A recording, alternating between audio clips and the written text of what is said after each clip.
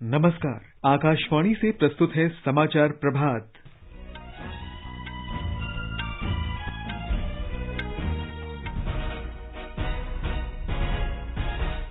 प्रधानमंत्री नरेंद्र मोदी आज सुबह 11 बजे भारत खिलौना मेला 2021 का उद्घाटन करेंगे। पश्चिम बंगाल, असम, तमिलनाडु, केरल और पुद्दुचेरी विधानसभा चुनाव कार्यक्रम की घोषणा। पश्चिम बंगाल में 8 और असम में 3 चरणों में मतदान होगा। तमिलनाडु, केरल और पुद्दुचेरी में एक ही चरण में 6 अप्रैल को मतदान। तमिलनाडु में कन्याकुमारी और केरल में मल्लापुरम लोकसभा सीटों का उपचुनाव 6 अप्रैल को होगा। मतगणना 2 मई को होगी। देश में अब तक 1,37,00,000 स्वास्थ्य कर्मियों और अग्रिम पंक्ति के कार्यकर्ताओं को कोविड का टीका लगाया गया। उत्तर प्रदेश सरकार केरल और महाराष्ट्र से लौट रहे लोगों की कोरोना जांच कराएगी। सरकार ने अंतर्राष्ट्रीय वाणिज्यिक उड़ानों पर प्रतिबंध 31 मार्च तक बढ़ाया। मुंबई की अदालत ने माफिया सरगना इकबाल मिर्ची के परिवार के सदस्यों को भगोड़ा आर्थिक अपराधी घोषित किया। और ग्रामीण महिला स्व सहायता समूहों को एक मंच पर लाने के लिए नोएडा हाट में सरस आजीविका मेले की शुरुआत।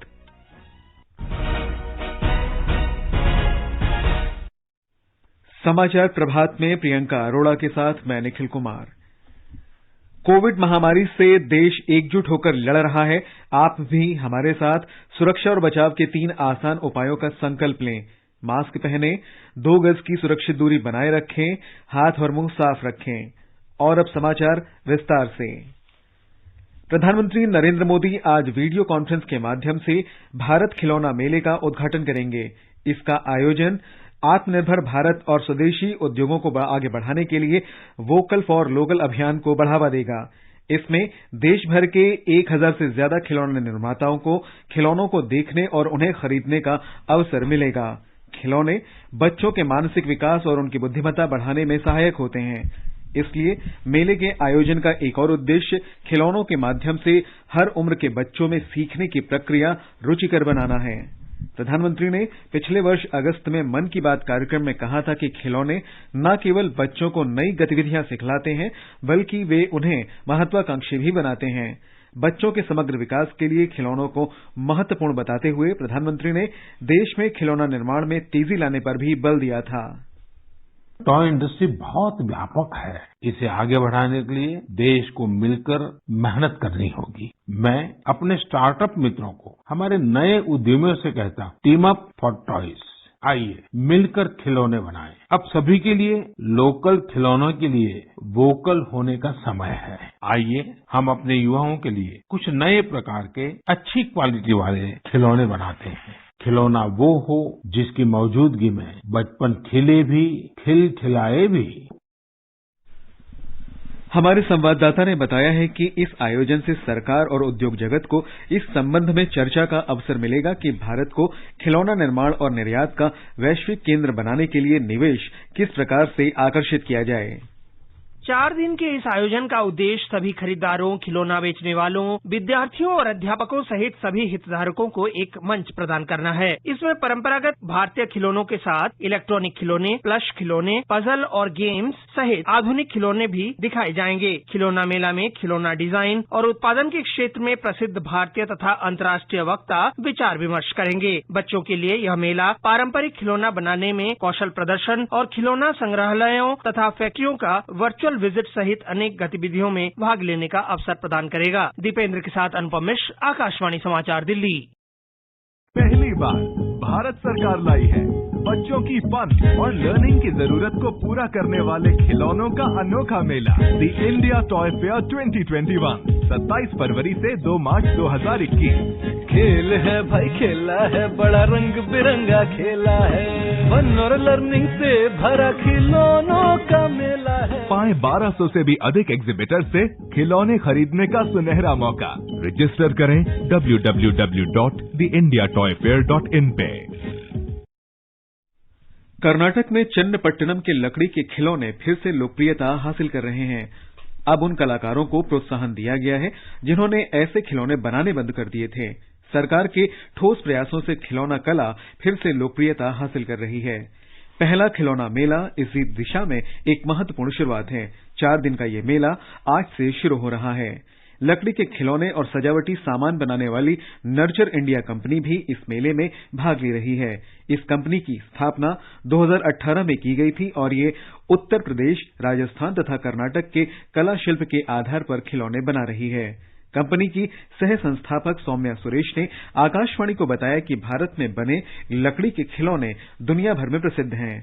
उन्होंने कहा कि पहला खिलौना मेला इस उद्योग से जुड़े प्रत्येक व्यक्ति के लिए उपयोगी साबित होगा। निर्वाचन आयोग ने पश्चिम बंगाल, असम, तमिलनाडु, केरल और पुदुचेरी में विधानसभा चुनावों की घोषणा कर दी है। विधानसभा चुनाव 27 मार्च से 29 अप्रैल तक कराए जाएंगे। मतगणना 2 मई को होगी। तमिलनाडु, केरल और केंद्र शासित प्रदेश पुदुचेरी में विधानसभा चुनाव के लिए एक ही चरण में 6 अप्रैल को मतदान होगा। पश्चिम बंगाल में 27 मार्च से 29 अप्रैल तक 8 चरणों में चुनाव कराए जाएंगे। यहां 27 मार्च, 1 अप्रैल, 6 अप्रैल, 10 अप्रैल, 17 अप्रैल, 22 अप्रैल, 26 अप्रैल और 29 अप्रैल को मतदान होगा।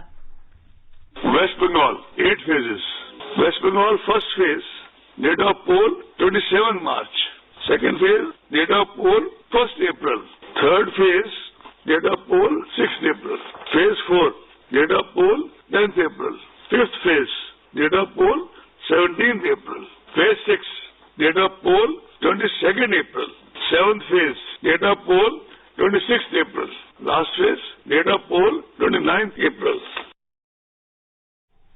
असम में 27 मार्च, 1 अप्रैल और 6 अप्रैल को 3 चरणों में चुनाव होंगे। चुनाव कार्यक्रम की घोषणा करते हुए नई दिल्ली में मुख्य निर्वाचन आयुक्त सुनील अरोड़ा ने कहा कि इन चुनावों में 824 सीटों के लिए 2,70,000 मतदान केंद्रों पर करीब 18 करोड़ 68 लाख लोग मताधिकार का प्रयोग करेंगे।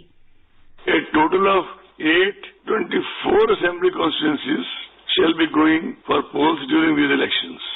18.68 crore electors will cast vote at 2.7 lakh polling stations in these states and UT of Puducherry. More than 3 lakh service vote electors will be availing the facility of electronic transmitted postal ballot system, that is ETPBS. Shri Arora ने कहा कि मतदान का समय 1 घंटा बढ़ाया गया है। श्री अरोड़ा ने बताया कि महत्वपूर्ण और संवेदनशील क्षेत्रों में मतदान केंद्रों पर वेबकास्टिंग की व्यवस्था की जाएगी। मुख्य निर्वाचन आयुक्त ने कहा कि चुनाव के दौरान पर्याप्त संख्या में केंद्रीय सशस्त्र पुलिस बल की तैनाती की जाएगी। श्री अरोड़ा ने कहा कि 4 राज्यों में विशेष पर्यवेक्षक नियुक्त किए गए हैं। श्री अरोड़ा ने बताया कि चुनाव कार्य के लिए तैनात प्रत्येक व्यक्ति को चुनाव से पहले कोविड से बचाव के टीके लगाए जाएंगे। उन्होंने कहा कि उम्मीदवार सहित 5 व्यक्ति घर घर जाकर प्रचार कर सकते हैं। चुनाव की घोषणा होते ही आचार संहिता लागू हो गई है। असम में विधानसभा चुनाव तिथियों की घोषणा के साथ ही चुनाव से संबंधित गतिविधियां शुरू हो गई हैं। विभिन्न जिला प्रशासनों ने कल्याणकारी योजनाओं के बारे में लगे बैनर और होर्डिंग्स हटाने शुरू कर दिए हैं। गृह विभाग ने कल रात 18 वरिष्ठ पुलिस अधिकारियों के स्थानांतरण का आदेश जारी किया। हमारे संवाददाता ने बताया है कि मुख्य चुनाव अधिकारी नितिन खरे आज शाम 4 बजे संवाददाता सम्मेलन को संबोधित करेंगे। चुनाव की तारीखों की घोषणा के साथ ही असम में आने वाले दिनों में राजनीतिक गतिविधियों को और गति मिलेगी। सत्तारूढ़ भाजपा और असम गण परिषद अपना गठबंधन जारी रखेंगे और यूपीपीएल इस गठबंधन में शामिल होंगे। भाजपा ने पहले ही घोषणा की है कि पार्टी वर्तमान सहयोगी बोडोलैंड पीपुल्स फ्रंट बीपीएफ के बजाय यूपीपीएल के साथ गठजोड़ करेगी। बीपीएफ की वरिष्ठ नेता प्रमिला रानी ब्रह्मा ने कहा कि पार्टी बोडोलैंड प्रादेशिक क्षेत्र में अकेले चुनाव लड़ेगी, जबकि असम के बाकी हिस्सों में अन्य दलों के साथ गठबंधन पर निर्णय लिया जाना बाकी है। कांग्रेस, एआईयूडीएफ, वाम दलों और आंचलिक गण मोर्चा के महागठबंधन भी सीट बंटवारे को लेकर बैठकें कर रहे हैं। प्रदेश के 2 नवगठित क्षेत्रीय दल असम जातीय परिषद और रायजोर दल मिलकर चुनाव लड़ेंगे। मानस प्रतिम शर्मा, आकाशवाणी समाचार, गुवाहाटी। केंद्र शासित प्रदेश पुदुचेरी विधानसभा में 30 सदस्यों के लिए चुनाव अधिसूचना 12 मार्च से जारी की जाएगी। एक रिपोर्ट। पुदुचेरी विधानसभा का कार्यकाल 8 जून 2021 को समाप्त हो रहा है। यहाँ तमिलनाडु राज्य सहित एक चरण में 6 अप्रैल को मतदान होगा। अधिसूचना 12 मार्च को जारी की जाएगी और उसी दिन से नामांकन पत्र भरने का कार्य शुरू हो जाएगा। 19 मार्च तक नामांकन भरे जा सकते हैं। 20 मार्च को मतपत्रों की जांच होगी और चुनाव न लड़ने के इच्छुक व्यक्ति 22 मार्च तक अपना नाम वापस ले सकेंगे। मतदान 6 अप्रैल को होगा और मतों की गिनती 2 मई को होगी। पुदुचेरी में मतदाता सूची को अपडेट करने की प्रक्रिया चल रही है। पुदुचेरी में वी नारायणसामी के नेतृत्व वाली गठबंधन सरकार के विधानसभा चुनाव में बहुमत न हासिल करने के कारण राष्ट्रपति शासन लगा दिया गया है। पुदुचेरी से चंद्रमोहन की रिपोर्ट के साथ समाचार कक्ष से दीपिका शर्मा। तमिलनाडु और केरल में घोषित हुए विधानसभा चुनाव कार्यक्रमों के साथ ही तमिलनाडु की कन्याकुमारी और केरल के मल्लापुरम सीटों पर 6 अप्रैल को उपचुनाव होंगे। मुख्य चुनाव आयुक्त सुनील अरोड़ा ने बताया कि 12 मार्च को चुनाव की अधिसूचना जारी की जाएगी, जबकि 19 मार्च को नामांकन पत्र दाखिल करने की अंतिम तारीख है। नामांकन पत्रों की जांच 20 मार्च को होगी और उम्मीदवार 22 मार्च तक नामांकन वापस ले सकते हैं। कन्याकुमारी के सांसद एच वसंत कुमार की मृत्यु हो जाने और मल्लापुरम के सांसद पीके कुन्हाली कुट्टी के इस्तीफे के कारण इन सीटों पर उपचुनाव हो रहे हैं। राजनीतिक दलों ने 4 राज्यों और 1 केंद्र शासित प्रदेश में विधानसभा चुनाव की घोषणा का स्वागत किया है। भारतीय जनता पार्टी के प्रवक्ता नलिन कोहली ने आकाशवाणी से बातचीत में कहा कि पार्टी सकारात्मक कार्यक्रम और जन कल्याण के कार्यों के आधार पर चुनाव में उतरेगी। कांग्रेस प्रवक्ता पवन खेड़ा ने कहा कि पार्टी कीमतों में वृद्धि, बेरोजगारी और अन्य मुद्दों पर भाजपा शासन की असफलता का मुद्दा उठाएगी। भारतीय कम्युनिस्ट पार्टी के नेता अतुल अंजान ने कहा कि इन चुनावों में भाजपा के सामने असम में सत्ता कायम रखने, पश्चिम बंगाल में अच्छा प्रदर्शन करने और दक्षिणी राज्यों में खाता खोलने की चुनौती होगी। देश में अब तक 1 करोड़ 37 लाख लोगों को कोविड का टीका दिया जा चुका है। नई दिल्ली में कल संवाददाताओं से बातचीत में स्वास्थ्य मंत्रालय के संयुक्त सचिव डॉक्टर मनदीप भंडारी ने ये जानकारी दी। उन्होंने कहा कि 88,41,000 से अधिक स्वास्थ्यकर्मियों और 49,15,000 से अधिक अग्रिम पंक्ति के कार्यकर्ताओं का टीकाकरण हो चुका है। श्री भंडारी ने कहा कि 7 राज्यों और केंद्र शासित प्रदेशों के 80% स्वास्थ्य कार्यकर्ताओं और 60% अग्रिम पंक्ति के कार्यकर्ताओं को कोविड का टीका दिया जा चुका है। डॉक्टर भंडारी ने कहा कि 2,84,000 टीके लगाए गए। उन्होंने बताया कि अगले चरण में 60 वर्ष से अधिक आयु के लोगों और 45 से 60 वर्ष आयु वर्ग के गंभीर बीमारियों से ग्रसित लोगों को 1 मार्च से टीका लगाया जाएगा। आकाशवाणी से बातचीत में नई दिल्ली स्थित अखिल भारतीय आयुर्विज्ञान संस्थान के निदेशक डॉक्टर रणदीप गुलेरिया ने बताया कि कोविड टीकाकरण के लिए दिव्यांग व्यक्तियों को प्राथमिकता सूची में रखा गया है। जो दिव्यांग हैं, जिनको और प्रॉब्लम है, जैसे चलने की मुश्किल हो या और तरह की मेंटली चैलेंज्ड भी जो लोग हैं, उनको भी प्रायोरिटी लिस्ट में रखा गया है और उनको भी टीका दिया जाएगा और पूरा इंतजाम किया जाएगा कि उनको भी टीका लगे और उनको कोई असुविधा ना हो। लेडी हार्डिंग मेडिकल कॉलेज के निदेशक डॉक्टर एनएन माथुर ने बताया कि लोग टीकाकरण की दूसरी डोज समय पर ले रहे हैं। दूसरे डोज को लेके अभी तो हेल्थ केयर वर्कर्स को ही लगी है और फ्रंटलाइन वर्कर्स को लग रही है और दूसरी डोज जो आई है वो खाली हेल्थ केयर वर्कर्स की आई है, क्योंकि वो 16 जनवरी को उनको टीकाकरण शुरू हुआ था। तो उसमें रेस्पॉन्स अच्छा है। उसमें जितने भी लोगों का सेकेंड डोज ड्यू था वो लोग अपने टाइम पे या अब लगा रहे हैं।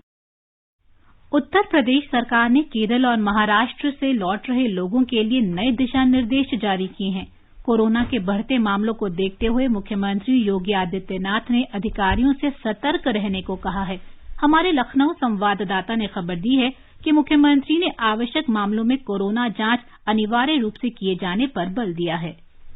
राज्य सरकार ने केरल और महाराष्ट्र से आने वाले यात्रियों के लिए सर्विलांस, क्वारंटीन, कोविड जांच और पृथकवास को लेकर नए दिशा निर्देश जारी किए हैं। अपर मुख्य सचिव अमित मोहन प्रसाद द्वारा जारी किए गए इन दिशा निर्देशों के मुताबिक दोनों राज्यों से आने वाले सभी यात्रियों की हवाई अड्डों पर कोविड जांच जरूरी होगी। सभी यात्रियों को रैपिड एंटीजन टेस्ट से गुजरना होगा और अगर उनमें लक्षण पाए जाते हैं तो फिर RT-PCR पद्धति से टेस्ट किया जाएगा। अगर ये टेस्ट रिपोर्ट पॉजिटिव आती है तो उस व्यक्ति को 15 दिनों तक होम या फैसिलिटी आइसोलेशन में रहना होगा। अगर ये रिपोर्ट निगेटिव भी आती है तो भी 1 हफ्ते का पृथकवास जरूरी होगा। शहरी क्षेत्रों में मोहल्ला कमेटियों और ग्रामीण इलाकों में ग्राम निगरानी समितियों को इन दोनों राज्यों से लौटे लोगों के पृथकवास और उनके स्वास्थ्य के हालात पर नजर रखने के निर्देश दिए गए हैं। सुशील चंद्र तिवारी, आकाशवाणी समाचार, लखनऊ।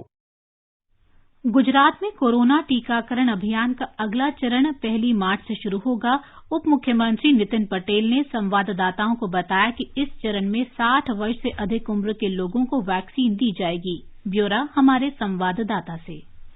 संवाददाताओं को जानकारी देते हुए राज्य के उप मुख्यमंत्री श्री नितिन पटेल ने कहा कि टीकाकरण के नए चरण में 60 साल से अधिक उम्र वाले लोगों को टीका दिया जाएगा। उन्होंने कहा कि गंभीर बीमारी वाले 45 साल से अधिक की उम्र वाले लोगों को भी इसी चरण में टीके लगाए जाएंगे, लेकिन ऐसे गंभीर बीमारी वाले लोगों का पिछले 1 साल में अस्पताल में उपचार के लिए भर्ती होने का रिकॉर्ड अनिवार्य होगा। ऐसे सभी लोगों को सरकारी या निजी टीकाकरण केंद्रों पर टीके लगवाने के लिए कोविड 2.0 पोर्टल पर पहले से ही पंजीकरण करवाना जरूरी होगा। मार्च महीने के प्रथम सप्ताह में राज्य में कुल 500 टीकाकरण केंद्र खोले जाएंगे। टीकाकरण केंद्रों की संख्या में धीरे धीरे बढ़ोतरी की जाएगी। जो लोग ऑनलाइन पंजीकरण नहीं करवा सके हैं, वे सीधे टीकाकरण केंद्रों पर भी पंजीकरण करवा सकते हैं। योगेश पंड्या, आकाशवाणी समाचार, अहमदाबाद।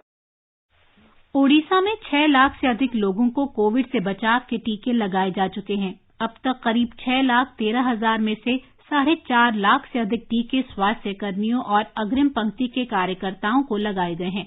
वैक्सीन की पहली खुराक के 89.1% कवरेज के साथ उड़ीसा टीकाकरण के मामले में ऐसे 7 राज्यों में दूसरे स्थान पर पहुंच गया है, जहां टीकाकरण का 80% से अधिक का लक्ष्य हासिल किया गया है। आगे बढ़ने से पहले एक नजर मुख्य समाचारों पर। प्रधानमंत्री नरेंद्र मोदी आज सुबह 11 बजे भारत खिलौना मेला 2021 का उद्घाटन करेंगे। पश्चिम बंगाल, असम, तमिलनाडु, केरल और पुद्दुचेरी विधानसभा चुनाव कार्यक्रम की घोषणा। पश्चिम बंगाल में 8 और असम में 3 चरणों में मतदान होगा।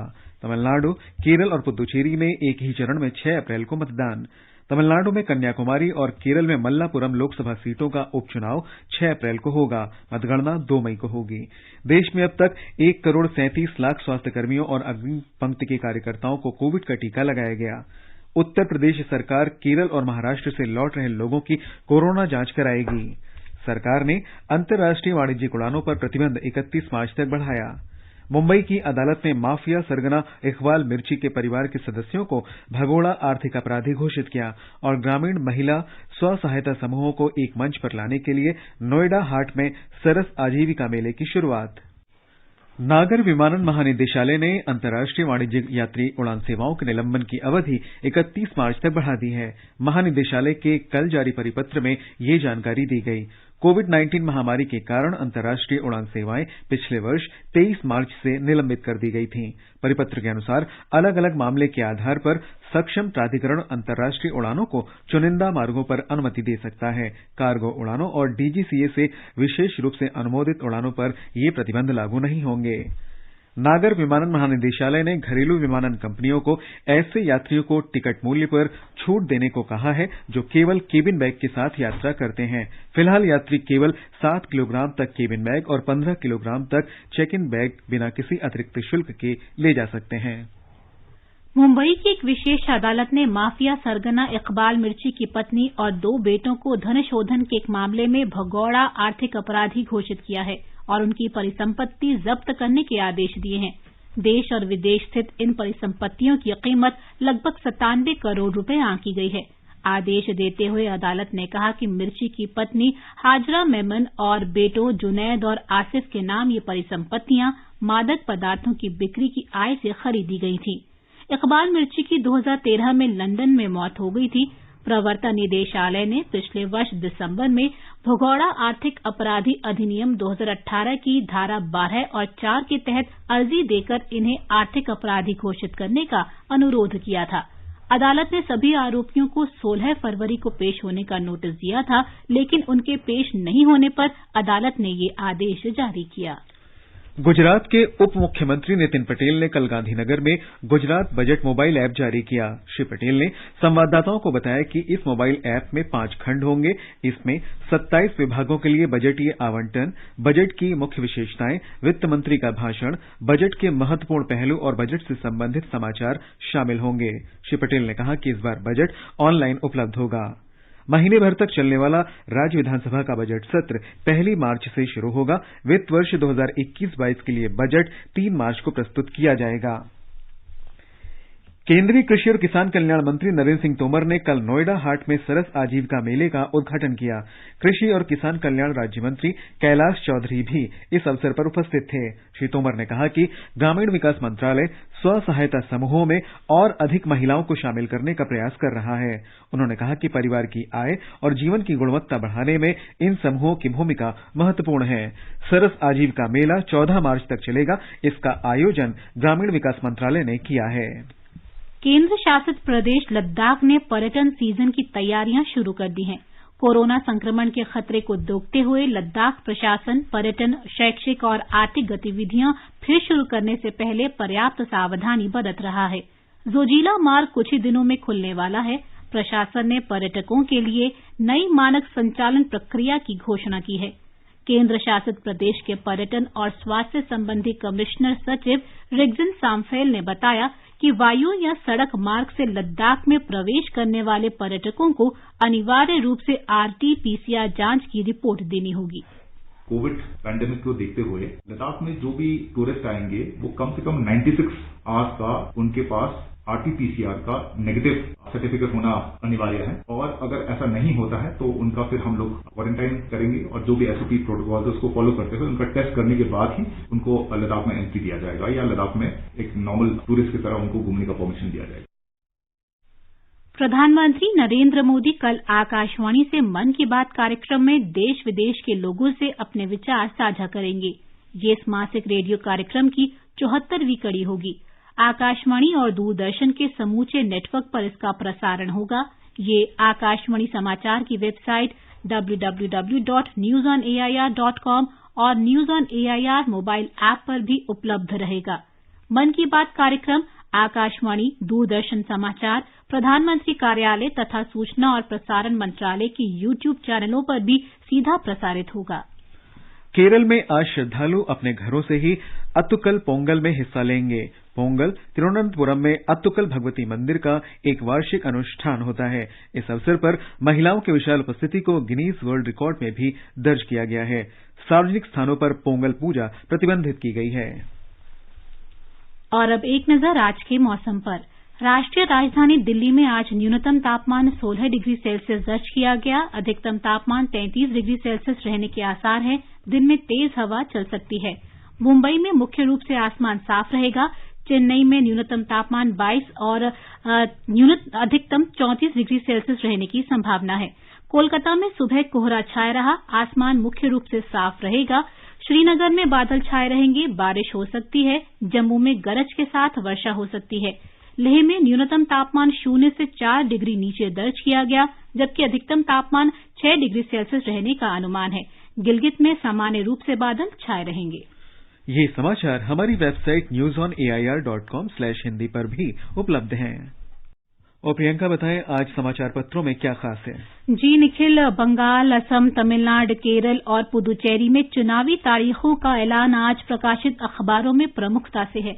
अमर उजाला का शीर्षक है चुनावी शंखनाद, पश्चिम बंगाल में 8 चरणों में मतदान, नतीजे 2 मई को। हिन्दुस्तान की खबर है 5 सूबों में सत्ता के लिए रणभेरी, 824 विधानसभा सीटों के लिए वोट डाले जाएंगे। नवभारत टाइम्स ने लिखा है 18 करोड़ वोटर मताधिकार का प्रयोग करेंगे। कोरोना को देखते हुए दोगुने बूथ होंगे और वोटिंग 1 घंटे ज्यादा। दैनिक जागरण की बड़ी सुर्खी है मंदी से बाहर आई अर्थव्यवस्था। कोरोना काल में विकास दर लगातार 2 तिमाही में गिरावट के बाद सकारात्मक हुई। वहीं जनसत्ता लिखता है वृद्धि की राह पर लौटी अर्थव्यवस्था, जीडीपी में 0.4% की वृद्धि। दैनिक ट्रिब्यून के मुख्य पृष्ठ की खबर है टकराव स्थलों से सैनिक हटाना जरूरी, भारत और चीन सीमा पर शांति। विदेश मंत्री ने चीनी समकक्ष के साथ बातचीत की। विमान में अतिरिक्त सामान न ले जाने पर किराए में मिलेगी छूट, अमर उजाला में है। पत्र लिखता है, टिकट बुक करते समय सामान की जानकारी देनी होगी। सर्दी के खत्म होते ही पेट्रोलियम की कीमतों में कमी आएगी। केंद्रीय मंत्री धर्मेंद्र प्रधान का ये बयान दैनिक भास्कर में है। हिंदुस्तान की खबर है, 31 मार्च तक जारी रहेगी देश भर में कोरोना की गाइडलाइन। गृह मंत्रालय ने टीकाकरण की रफ्तार बढ़ाने के आदेश दिए। पंजाब केसरी ने लिखा है, 1 मार्च से कोरोना टीकाकरण के लिए रजिस्ट्रेशन, आईडी प्रूफ जरूरी। दैनिक ट्रिब्यून की सुर्खी है, जीसैट के प्रक्षेपण की तैयारियों में जुटा इसरो, पृथ्वी पर नजर रखने वाले उपग्रह को मार्च के अंत तक प्रक्षेपित करने का लक्ष्य। वीर अर्जुन ने प्रधानमंत्री नरेंद्र मोदी के हवाले से लिखा है, जम्मू कश्मीर को बनाएंगे शीत खेलों का गढ़। जनसत्ता की खेल पन्ने की सुर्खी है, मुक्केबाज दीपक कुमार ने ओलंपिक और विश्व चैंपियन शखोबिन जोइरोव को हराकर स्ट्रेंजा मेमोरियल टूर्नामेंट के फाइनल में जगह बनाई। अंत में मुख्य समाचार एक बार फिर। प्रधानमंत्री नरेंद्र मोदी आज सुबह 11 बजे भारत खिलौना मेला 2021 का उद्घाटन करेंगे। पश्चिम बंगाल, असम, तमिलनाडु, केरल और पुदुचेरी विधानसभा चुनाव कार्यक्रम की घोषणा। पश्चिम बंगाल में 8 और असम में 3 चरणों में मतदान होगा। तमिलनाडु, केरल और पुदुचेरी में एक ही चरण में 6 अप्रैल को मतदान। तमिलनाडु में कन्याकुमारी और केरल में मल्लापुरम लोकसभा सीटों का उपचुनाव 6 अप्रैल को, मतगणना 2 मई को होगी। देश में अब तक 1 करोड़ 37 लाख स्वास्थ्यकर्मियों और अग्रिम पंक्ति के कार्यकर्ताओं को कोविड का टीका लगाया गया। उत्तर प्रदेश सरकार केरल और महाराष्ट्र से लौट रहे लोगों की कोरोना जांच कराएगी। सरकार ने अंतर्राष्ट्रीय वाणिज्यिक यात्री उड़ानों पर प्रतिबंध 31 मार्च तक बढ़ाया। मुंबई की अदालत ने माफिया सरगना इकबाल मिर्ची के परिवार के सदस्यों को भगोड़ा आर्थिक अपराधी घोषित किया।